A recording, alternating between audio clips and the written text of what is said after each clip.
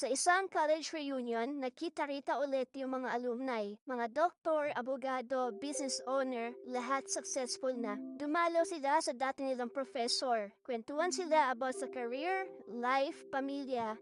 Pero napunta rin sa topic ng stress, pressure, at habol sa success. Medyo tinamaan ako dito. Habang nakikinig lang si Prof, ngumiti siya at sabi, "Wait lang guys, kukuha lang ako ng kape." Pagbalik niya, may dala siyang isang malaking pot ng kape at tray na may iba't ibang tasa. Walang magkakapareho.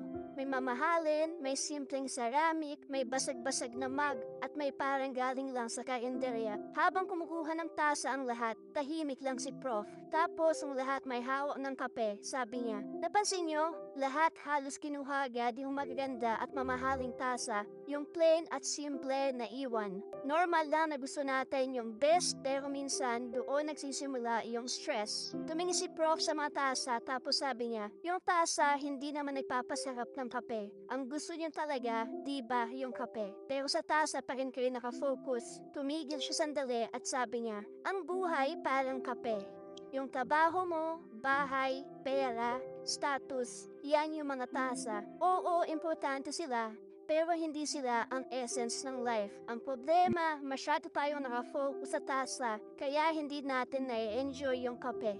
I love that one. Ngumiti si Prof at sabi niya, tandaan niyo, hindi porket kompleto ka sa lahat, masaya ka na. Pero yung marunong magpasalamat at mag-appreciate sa meron sila, sila talaga yung masaya.